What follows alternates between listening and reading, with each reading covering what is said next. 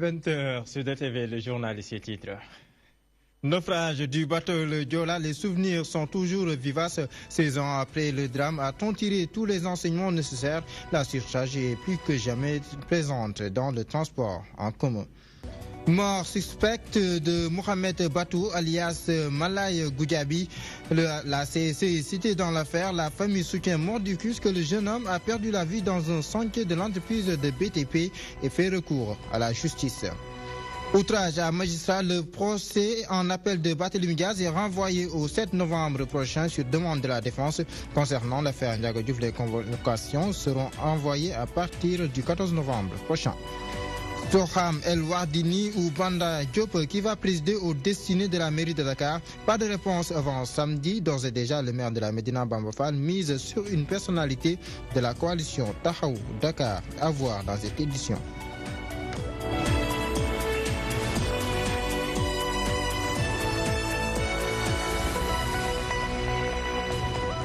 Bonsoir. Le 16e anniversaire du naufrage du bateau Joola a été célébré ce 26 septembre. Au marché Joola, les vendeurs ont rendu hommage aux disparus. Une séance de récital de Coran a été organisée à cet effet et c'est le directeur du marché qui a présidé la cérémonie à laquelle la plupart, notre correspondant en banlieue, Abdoulaye Wanyagar. Marché Joola, c'est un calme plat qui règne sur les lieux. Aucune vente n'est effective ce 26 septembre. Célébration du 16e anniversaire du naufrage du bateau le Joola oblige. C'est un épisode vraiment dur. Dès qu'arrive le mois de septembre, nous appréhendons la commémoration du drame du Joola. Il y avait 64 personnes qui travaillent ici avec nous au marché Joola. Elles ont toutes succombé dans ce naufrage. Le marché Joola a perdu au moins 68 membres lors de cette catastrophe maritime. Une cérémonie de récital de Coran a été organisée au marché central aux poissons pour rendre hommage aux disparus. Oui, le 26 septembre est une date inoubliable chez nous. On est en train de faire la commémoration avec l'appui du DG qui est auprès de nous, qui n'a ménagé aucun effort pour la réussite de cette journée. Les familles des victimes souffrent de plusieurs maux. Le directeur du marché central aux poissons leur a promis soutien et assistance. En tout cas, nous, à notre niveau en interne, on va les accompagner, même les cas dont elle parle, des victimes qui sont dans des conditions difficiles. Nous, on va essayer de voir au niveau de la direction comment on peut, même si on peut procéder à quelques recrutements pour les accompagner, pour les soutenir. Le Sénégal se rappelle chaque 26 septembre les disparus du bateau le Joola, la plus grande catastrophe maritime de son histoire. Restons sur cette information. À Saint-Louis, les séquelles restent toujours vivaces. Malgré les années, une mère a perdu tout espoir de faire le deuil de son fils aîné. Assou Diédhiou pense qu'elle ne devra désormais compter que sur ses souvenirs. Je vous propose justement d'écouter ses propos poignants. Elle est interrogée par notre correspondant, c'est lui Gambigagne. C'est au lendemain du naufrage que j'ai été informé. Je pensais qu'il n'en faisait pas partie. Jusqu'à présent, personne n'a vu son corps. Il avait pris une cabine. Oui, il avait pris une cabine. Il avait pris une cabine. Alors aujourd'hui, je me demande est-ce qu'un jour on verra ses dépouilles. Moi, j'ai perdu espoir. Je ne sais pas si demain je reverrai le corps de mon fils. Maintenant, je me fie au Tout-Puissant et à son prophète Mohammed, paix et salut sur lui. En ce qui me concerne personnellement, je remercie le Tout-Puissant. Je ne me plains pas trop, je me fie à lui. Vous savez, c'est extrêmement dur. C'était mon aîné. Je l'aimais bien et il m'aimait bien aussi. Tu sais, même mes voisins peuvent vous en témoigner. Il avait tellement pitié de moi. Il prenait toujours le temps de s'asseoir à côté de moi, de discuter, de converser avec moi. Il ne voulait que rien ne me gêne ou ne me fasse mal. Alors aujourd'hui, si Dieu l'a pris, c'est sa propre volonté. Le Tout-Puissant pouvait même prendre moi-même à sa place. Je remets tout entre les mains de Dieu. Alors il faut savoir qu'il avait dans la quarantaine et avait 4 enfants au moment de l'accident.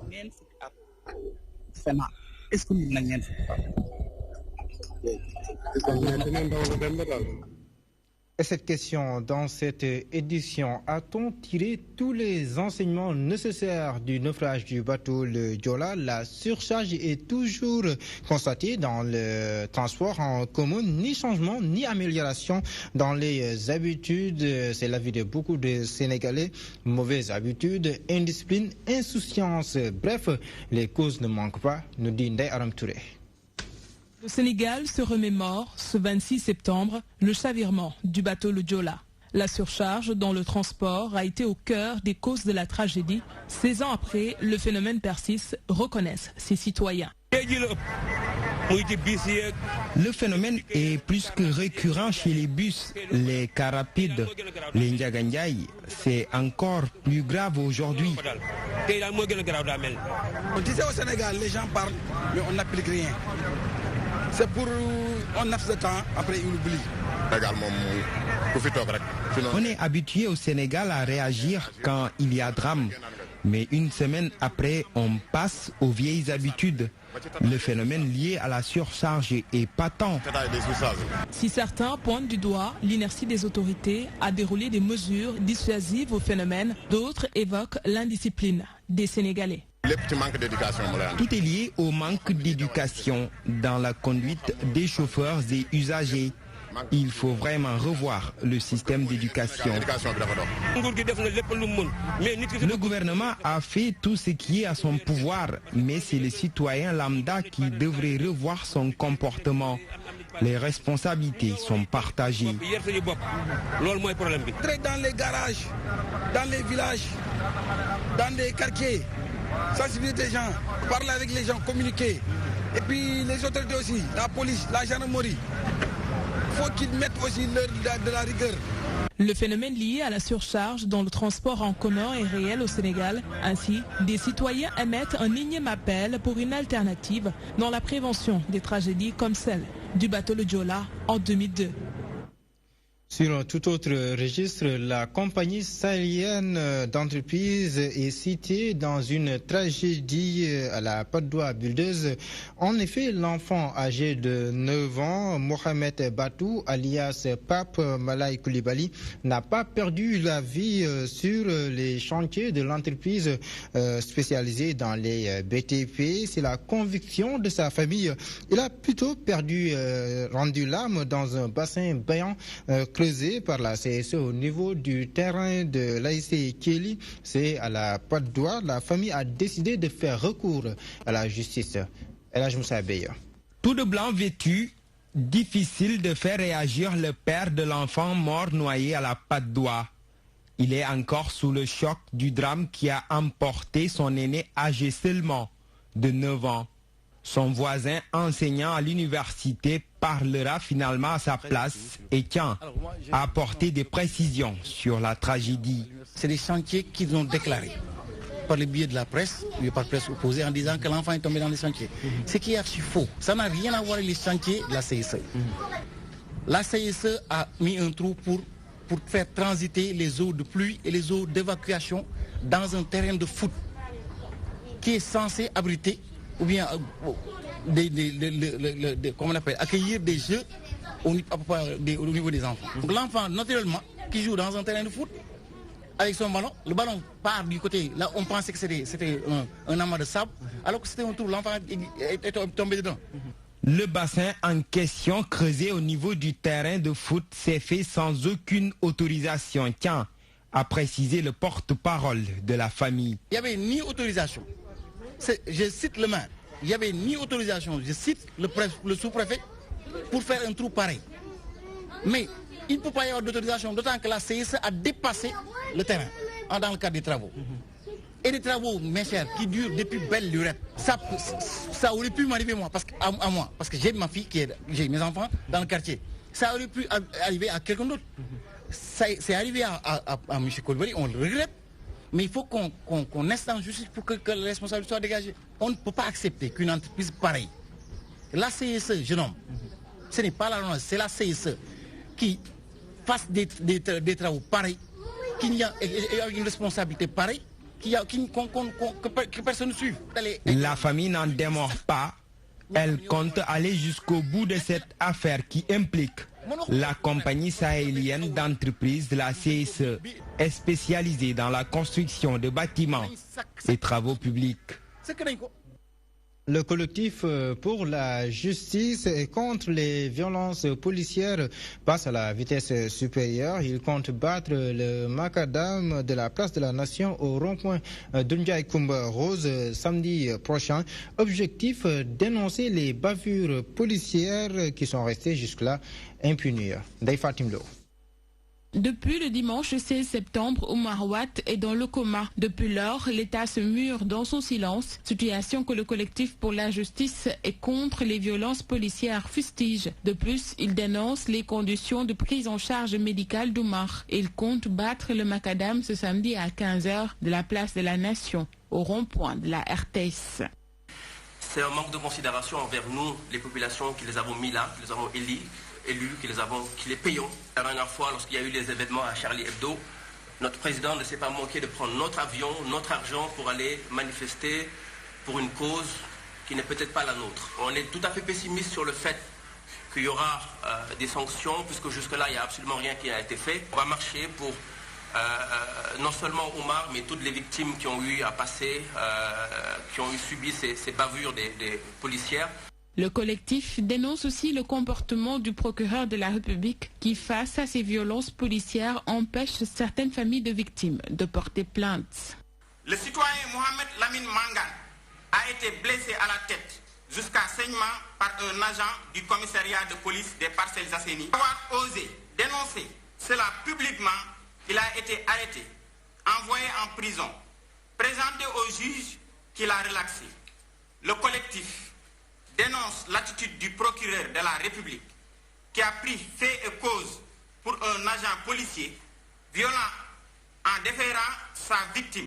Le collectif met en garde le nouveau directeur général de la police nationale et lui demande d'inscrire dans ses priorités l'identification et la sanction des meurtriers de Eliman Touré, Abdoulaye Timera Faloussen, entre autres victimes de violences policières. Cela est d'autant plus inquiétant que cela arrive au moment où un nouveau directeur général de la police a été nommé.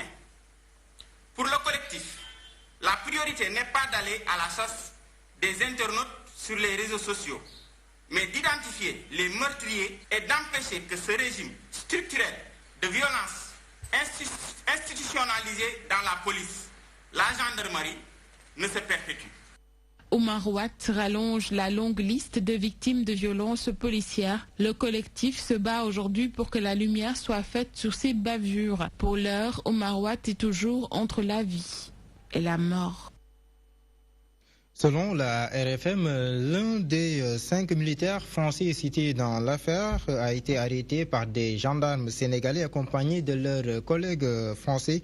Le mis en cause est déféré au parquet. Le procès en appel de Barthélémy Diaz est renvoyé au 7 novembre prochain. C'est une requête de la défense.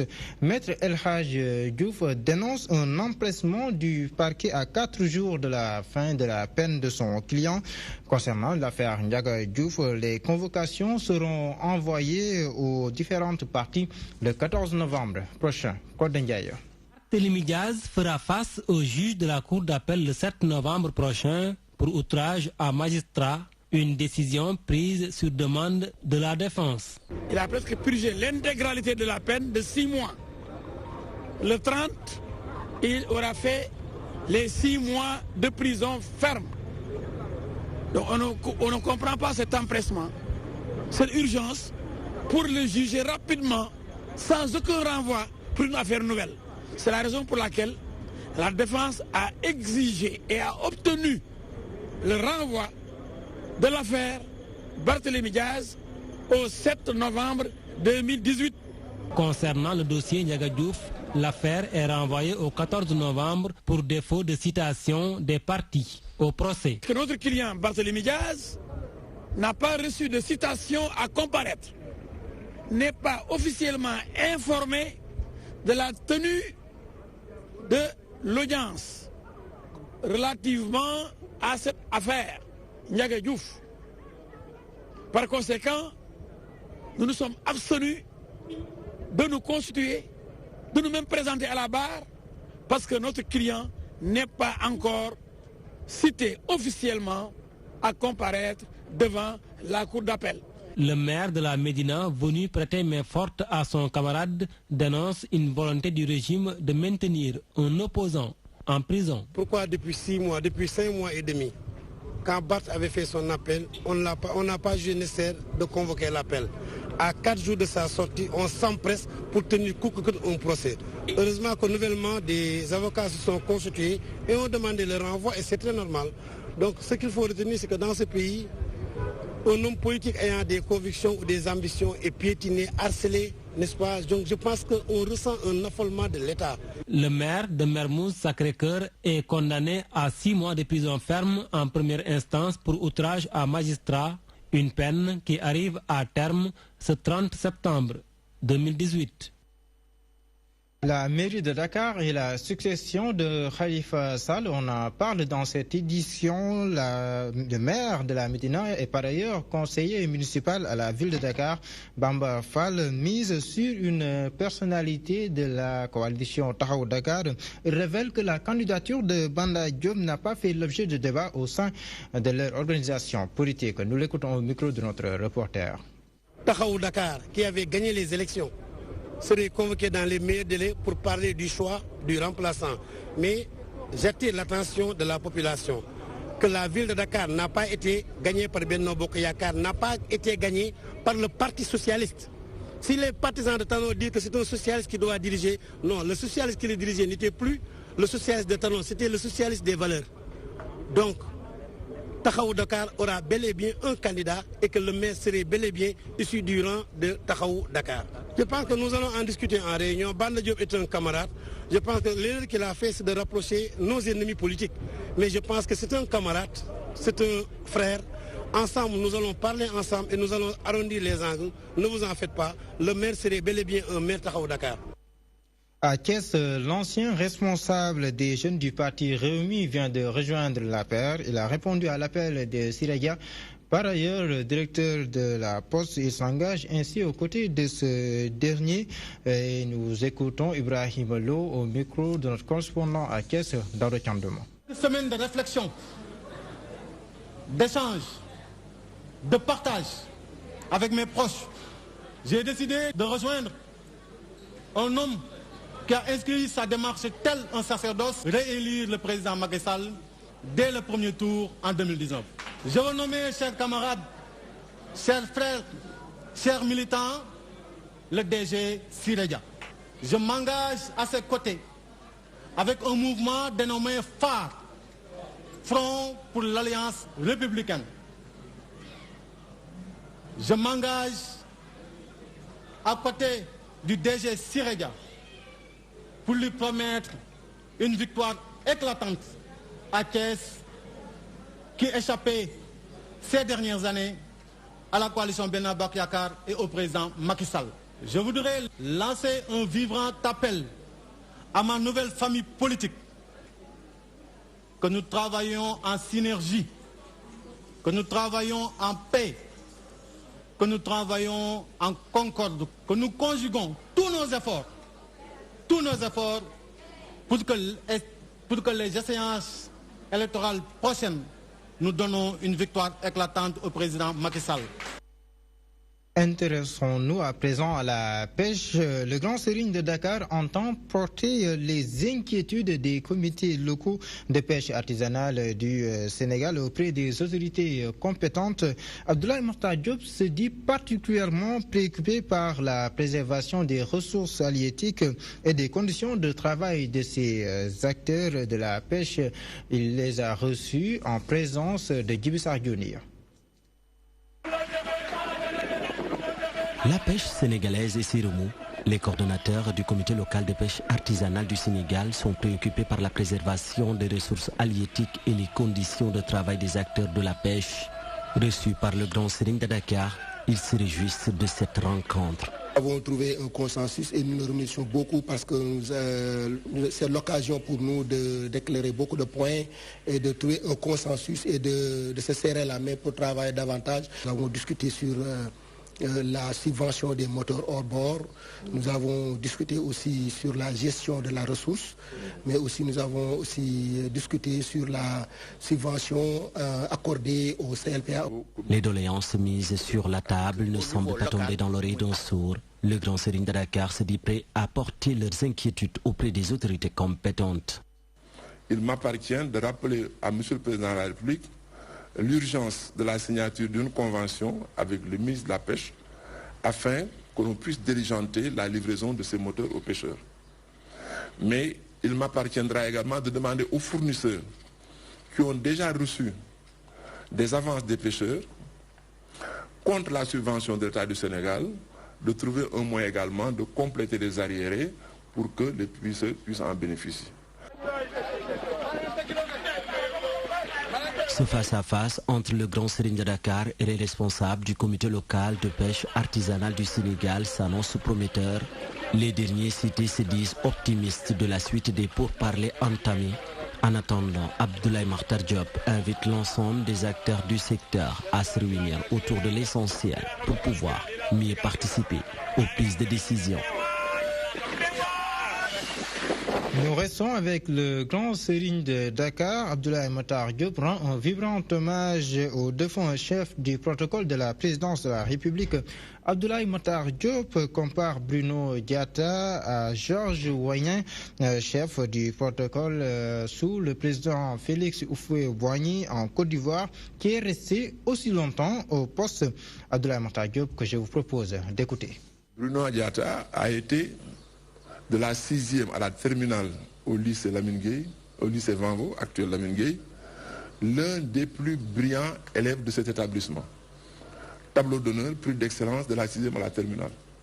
La deuxième chose, il a pratiquement terminé ses études universitaires sans avoir jamais redoublé une année.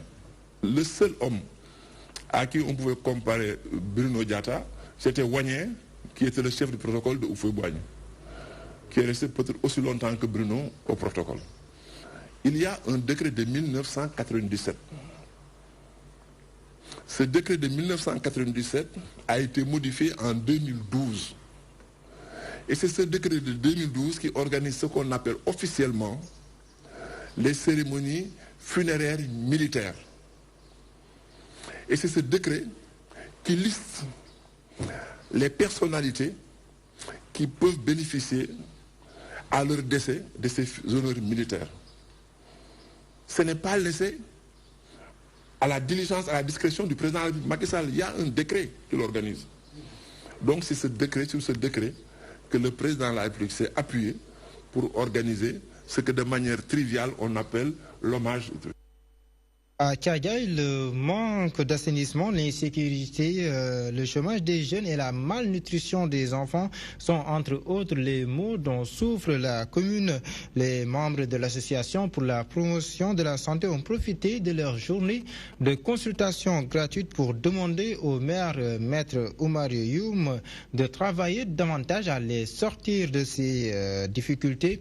Pape Gassamo, le porte-parole, est interrogé par Mamadou Diop. Ce qui se passe, c'est qu'il y a des manquements à Tchadjaï. Et les gens, n'est-ce pas, pensent que Tchadjaï doit aller à l'avant. Le maire qui est là, nous prions Dieu pour qu'il l'aide, pour qu'il nous aide à sortir de Tchadjaï de l'ornière. Et ça doit être sa mission. Ça bouge, mais petit à petit, il faut d'abord, le premier secteur à améliorer, c'est l'homme. Essayer d'utiliser l'homme en termes de management et de croissance économique. On a, n'est-ce pas, considéré qu'à Tchadjaï, vraiment, par rapport à l'outil de l'homme, ça pose problème. Ensuite aussi l'emploi des jeunes. Il paraît qu'il est en train de faire, mais il doit beaucoup faire et activer les pas. Parce que Tchadjaï a besoin de ça. Nous voulons une jeunesse consciente qui doit travailler. Tout le monde fait. Abdou Fouta fait, beaucoup fait, mais ils doivent tous accélérer ça. Moi, vraiment, DER à Tchadjaï, je l'ai entendu pour la première fois. Si tu le poses, ça pose problème. Les gens ne sont même pas au courant du démembrement du DER. Moi, je suis ici et je sais que ça pose problème. Beaucoup de jeunes ne sont pas conscients qu'il y a le DER. Ils le voient à la télé, mais à ma grande surprise, j'entends que DER de Tchadjaï, même le quota pour Tchadjaï est bouclé, mais les gens se posent des questions. L'assainissement aussi, vraiment, le maire est en train de faire, mais ça reste beaucoup de choses à faire. Tchadjaï n'est pas très bien assaini et n'est pas très bien loti. De Thiadiaye, nous nous rendons à Sandiara. La commune lance la course contre la soif. Il s'agit d'un projet d'addition d'eau potable dans les villages du Djengem. Des bornes fontaines vont être réalisées dans tous les villages qui, depuis plusieurs décennies, tenez-vous bien, souffrent de manque d'eau potable notoire. Voyons tout cela avec Mamadou Diop. Accès à l'eau potable, Sandiara lance son projet Course contre la soif. En partenariat avec Vivre en Brousse, une association française et le ministère de l'Hydraulique, le maire veut, dit-il, mettre fin à la souffrance des populations de plusieurs villages de la commune. Une souffrance qui a duré plusieurs décennies. Ces braves femmes qui tous les matins allaient sur plusieurs kilomètres chercher de l'eau sur leur tête, sur des bassines de 30 litres, de 20 litres, et ça qui doit maintenant être terminé. Mais au-delà de l'eau, en réalité, nous souhaitons également que la santé, qui est corollaire à de l'eau potable, puisse aussi se développer. Français, Martine, moi, mais aussi sur le ministère de l'Hydraulique et l'OFOR qui nous ont quand même offert 9 à 10 km de tuyaux pour aussi pouvoir connecter certains villages. Le projet sera connecté à partir du réseau de Diosmont pour la partie nord et à partir donc du forage qui est à côté de Balabougou pour la partie sud. Alors une fois que le réseau sera installé, il sera remis encore à CO qui va pour maintenant pouvoir gérer directement le réseau au niveau des villages. À travers ce projet, le maire de Sandiara veut aussi développer l'agriculture dans cette partie du Djegem. L'eau ne va pas être seulement de l'eau pour les humains, ce sera aussi de l'eau pour les animaux. Ce sera de l'eau agricole dans le futur. C'est pour permettre à ce que ce village de Godegen, ces 30 villages du Djegem, puissent une fois pour toutes maintenant prendre le chemin de l'émergence, comme vous le savez. Les piliers les plus importants, je l'ai toujours dit, c'est l'éducation et l'économie. Mais les droits les plus fondamentaux, alors c'est les droits relatifs à l'eau, à l'électricité, etc. Tourner la page des puits et des rivières, un rêve qui devient réalité. Serigne Diop donne ainsi rendez-vous dans 2 mois pour l'ouverture officielle des robinets, ce qui, dit-il, permettra à l'eau potable de couler à flot dans les villages de Godegen et Faylar, entre autres bénéficiaires. À la cérémonie de lancement des travaux, les populations ont chanté et dansé pour accueillir le projet. Il est essentiel que chaque Sénégalais s'implique pour l'émergence du pays. C'est la conviction de l'ancien député Abdoulaye Ndiaye. Pour ce faire, il faut, selon lui, une bonne gestion du temps. Justement, Abdoulaye Ndiaye a pris part à un forum sur les technologies de gestion du temps. Je vous propose de l'écouter. Aujourd'hui, tout est une question de réflexion, tout tourne aussi autour de la question de la faisabilité. Je crois que ces deux éléments sont importants dans le dispositif. Aujourd'hui, c'est vrai, il faudrait maintenant, pour s'ouvrir à l'extérieur, à ce qui se fait de plus important dans ce monde-là, il faudrait nécessairement que la richesse soit quand même prise en considération, soit prise davantage en considération. Parce qu'aujourd'hui, tout cet outil informatique, toute cette possibilité-là par rapport à la synchronisation, par rapport à l'affichage dynamique, cela nécessite des moyens,